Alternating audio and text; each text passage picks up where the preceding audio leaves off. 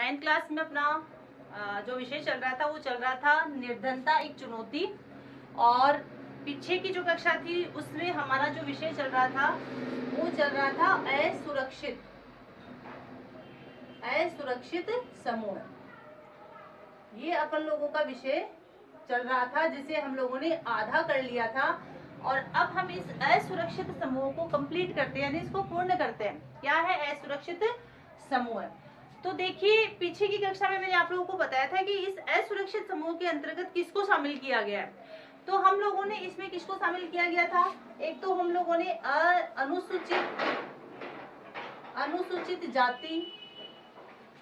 अनुसूचित जाति, इसके बाद में अनुसूचित जनजाति,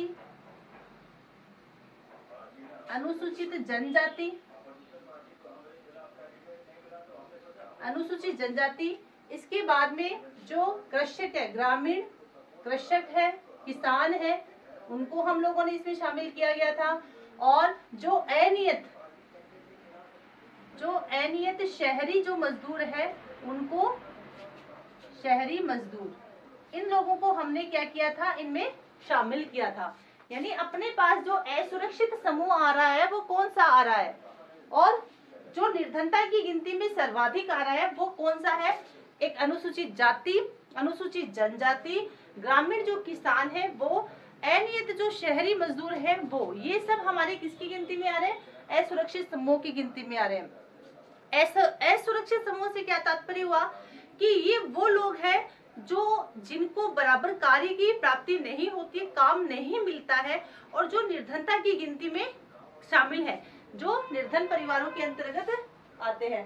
अब हमने पीछे की कक्षा में इनका अध्ययन किया था और इनमें से अगर हम बात करते हैं, इसमें से अगर हम बात करते हैं तो अनुसूचित जाति और अनुसूचित जनजाति के लोग जो है, अगर हम बात करते हैं अनुसूचित जाति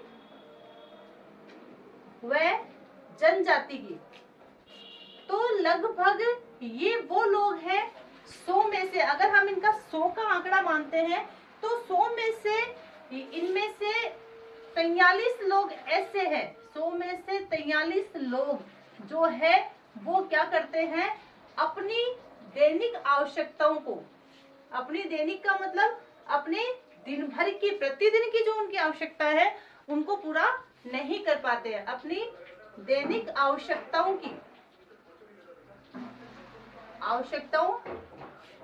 की पूर्ति नहीं कर पाते हैं।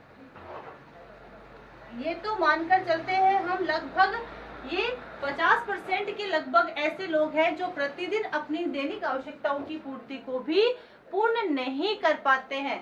तो ये किसके अंतर्गत आते हैं? ये असुरक्षित समूह के अंतर्गत आते हैं। अनुसूचित जाति व जनजाति के 100 लोग ऐसे हैं। और अगर हम नगरों की बात करते हैं, अगर हम नगर की बात करते हैं तो नगरों में 34% जो मजदूर है, अगर हम सारे मजदूरों का आंकड़ा निकालते हैं तो 34% जो मजदूर है वो क्या है? अनियत मजदूर है। अनियत का मतलब जिनको नियमित रोजगार की प्राप्ति नहीं हो रही है।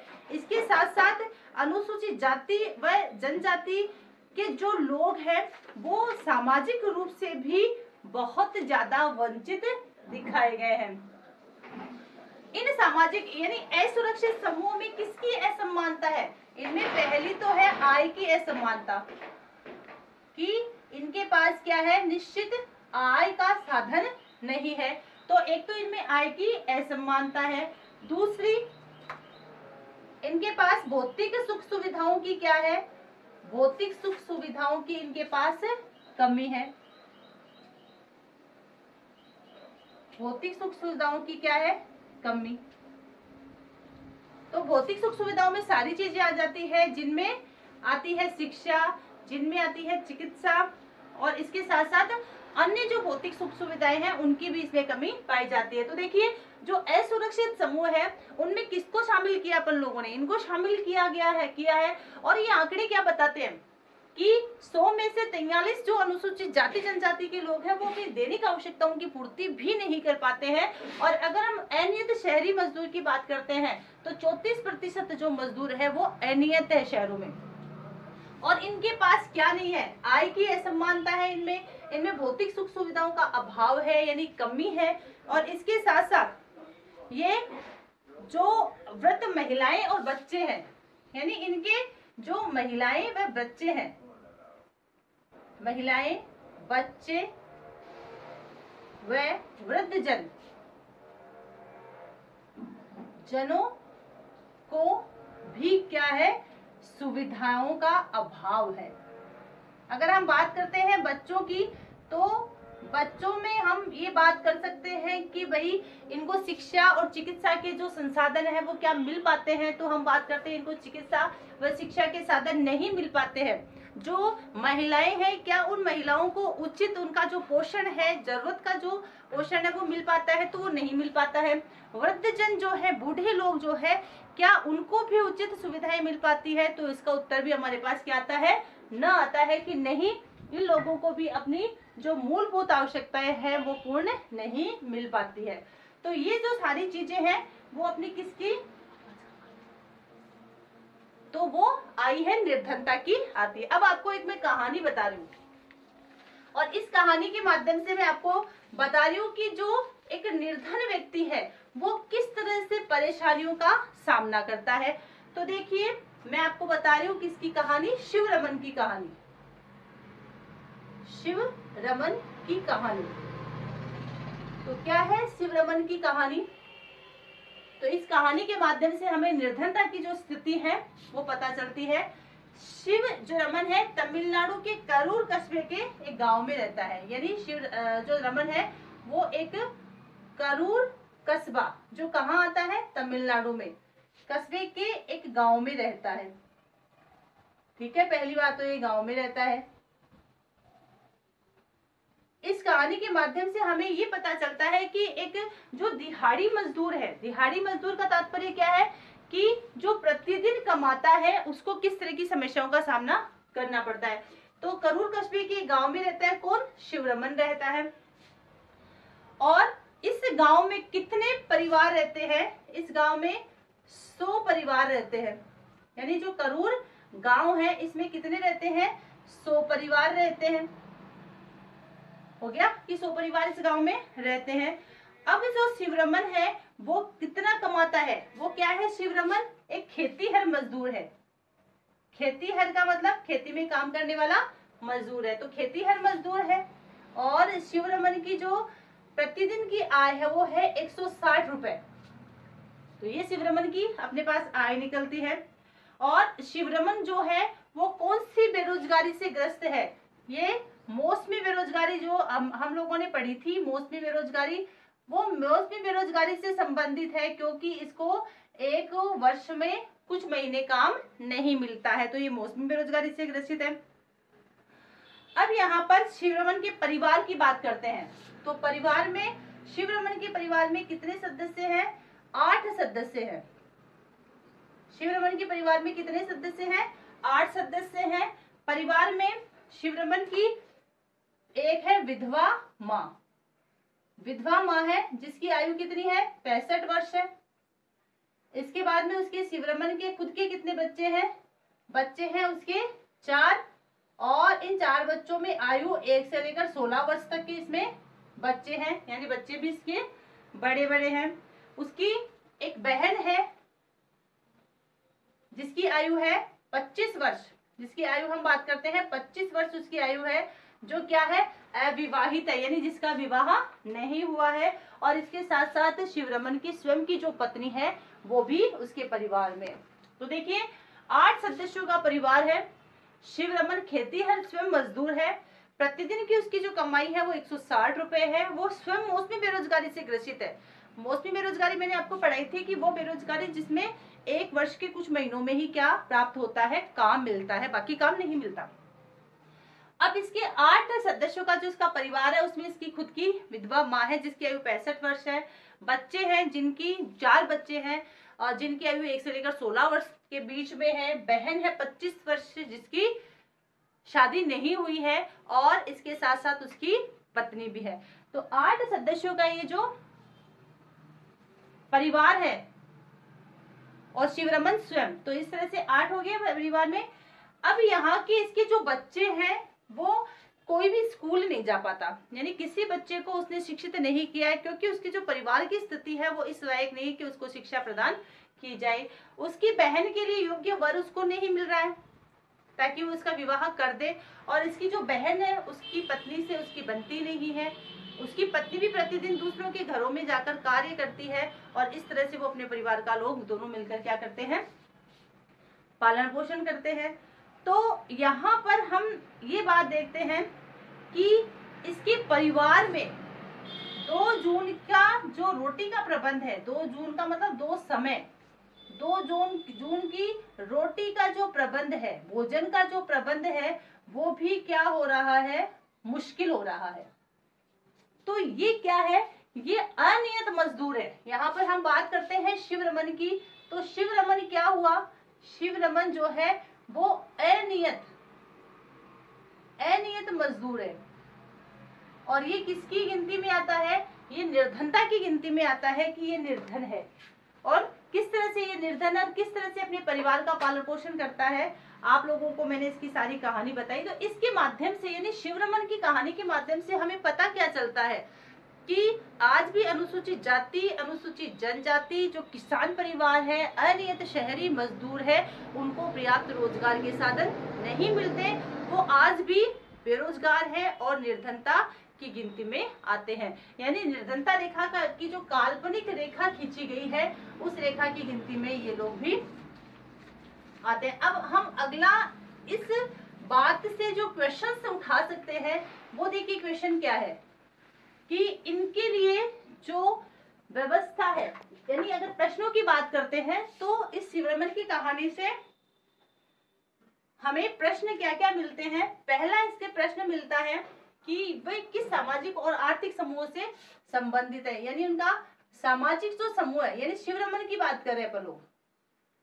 जो वो कौन से सामाजिक समूह से है, पहला। इसके बाद में इसी को लेकर दूसरा प्रश्न ये उठता है, परिवार में कमाने वाले सदस्य कौन है, तो परिवार में कमाने वाले सदस्य कौन है, शिवरमन के परिवार में कमाने वाले सदस्य कौन है, एक तो स्वयं शिवरमन स्वयं है, और इसके साथ साथ उसकी जो स्वयं की पत्नी है वो भी क्या करती है, इस कार्य में उसकी मदद करती है। परिवार में वृद्धों की क्या स्थिति है, परिवार में वृद्धों यानी बूढ़, उसकी जो माँ थी 65 वर्ष की, वृद्धों की क्या स्थिति है, तो क्या स्थिति थी उसकी कि उसकी जो 65 वर्षीय माँ, विधवा माँ है, वो बीमार है और मृत्यु का इंतजार कर रही है, यानी मौत का इंतजार कर रही है, तो ये स्थिति है। और इसके साथ साथ हम बच्चों की क्या स्थिति है, बच्चों की क्या स्थिति है। तो ये कुल मिलाकर अपने पास ये सारे जो प्रश्न आते हैं वो शिवरमन के परिवार को लेकर आते हैं। तो परिवार सामाजिक समूह कौन सा है, ये वंचित है, ये वंचित वर्ग है, यानी समाज की मुख्य धारा से अलग हो गए हैं ये। परिवार में कमाने वाले कौन है, तो शिवरमन खुद है, उसकी पत्नी को भी कभी कभी काम मिलता है। परिवार में वृद्धों की क्या स्थिति है, दयनीय स्थिति है। और बच्चों की क्या स्थिति है, उनकी भी दयनीय स्थिति है, क्योंकि न तो उनको पर्याप्त पोषण मिल रहा है और न वो शिक्षा प्राप्त कर पा रहे हैं।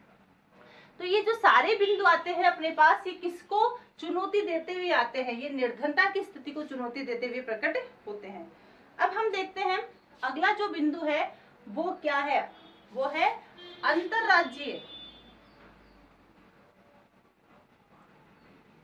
अंतरराज्यीय असमानताएं।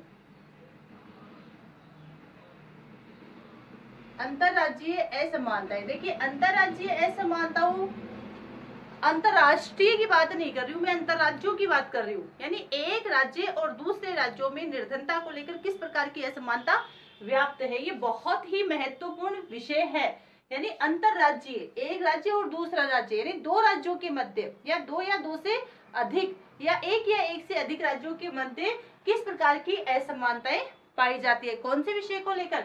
निर्धनता को लेकर। तो देखिए सबसे पहले हम निकालते हैं 1970 के दशक की हम प्रारंभ की बात करते हैं। तो धीरे धीरे 1970 के बाद में अगर हम देखते हैं तो निर्धनता की जो स्थिति है उसमें कमी दिखाई गई है, यानी कमी आई है। परंतु 2011-12 में भारत में जो निर्धनता का अनुपात है, वो निर्धनता का अनुपात कितने प्रतिशत है? वो है 22%। यानी भारत में जो 2011-12 के अनुसार भारत में निर्धनता का अनुपात कितना है? 22% है। और अब हम इनमें ऐसे कुछ राज्यों की बात करते हैं जिनमें ये अनुपात 22% से भी ज्यादा है। तो देखिए वो कौन कौन से राज्य आते हैं। जैसे मैं बात करती हूँ मध्य प्रदेश की, मध्य प्रदेश। इसके बाद में करते हैं असम, उत्तर प्रदेश, असम, फिर उत्तर प्रदेश, फिर बिहार और फिर ओडिशा। ये वो राज्य हैं जिनमें क्या है? जिनमें निर्धनता का जो अनुपात है वो 22% से भी ज्यादा है। यानी जो निर्धनता का अनुपात है वो 22% से भी ज्यादा है। ये वो राज्य हैं जिनमें निर्धनता की स्थिति गंभीर बनी हुई है। अगर आपको मैं आरेख बताऊं, अगर हम आरेख की बात करते हैं तो देखिए मैं सबसे पहले बिहार की बात करती हूँ। बिहार में कितना है? 33.7% निर्धनता का, यानी 22% से ऊपर जा रहा है। इसकी मैं बात करती हूँ ओडिशा की। ओडिशा में है 32.6%। इसके बाद में मैं बात करती हूँ उत्तर प्रदेश की। तो उत्तर प्रदेश में है 29.4%। इसके बाद में असम की बात करती हूँ तो 31.9%, यानी ऊपर जा रहा है, 22% से ऊपर जा रहा है। इसके बाद में मैं मध्य प्रदेश की बात करती हूँ तो मध्य प्रदेश में आता है 31.7%। तो देखिए ये स्थिति क्या बताती है? ये स्थिति हमें ये बताती है कि मध्य प्रदेश में, असम में, उत्तर प्रदेश में, बिहार में, उड़ीसा में ये जो निर्धनता का अनुपात 2011-12 में निकला था 22%, ये इस 22% से भी ऊपर है। अगर आपको एक डायग्राम दिखाया जाए तो इस डायग्राम में आपको ये समझ में आता है। देखिए ये आरेख है, 2011 की जनगणना के अनुसार ये दिया हुआ है निर्धनता आरेख या निर्धनता अनुपात। तो देखिए सबसे पहले नंबर पर आता है बिहार 33.7% के हिसाब से नंबर 1, फिर उड़ीसा, फिर असम, फिर मध्य प्रदेश, फिर उत्तर प्रदेश, कर्नाटक, पश्चिमी बंगाल, महाराष्ट्र, गुजरात, राजस्थान 14.7%, त्रिपुरा, तमिलनाडु, हरियाणा, दिल्ली, आंध्र प्रदेश, पंजाब, हिमाचल प्रदेश, केरल और भारत का जो है 21.9 है। यानी अगर हम भारत की 2011-12 की देखें तो ये कितना था? ये 21.9% था, यानी लगभग कितना था? 22% था। तो इस आरेख से हमें क्या पता चलता है? इस आरेख से हमें ये पता चलता है कि ये जो वो राज्य हैं जो किसकी गिनती में आते हैं? निर्धनता की गिनती में आते हैं, और उनमें से ये वो राज्य हैं जो 22% को भी क्रॉस कर गए, यानी इनकी जो स्थिति है वो बहुत ही ज्यादा गंभीर है। तो इस तरह से हमने ये देखा है कि जो अंतरराज्यीय जो निर्धनता है उसका अनुपात किस तरह से व्याप्त है।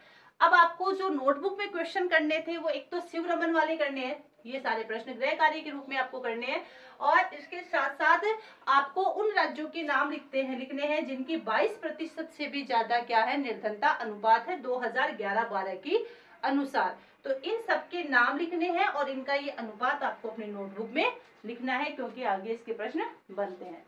आगे आने वाली कक्षा में हम इसको जारी रखेंगे। तब तक के लिए थैंक यू।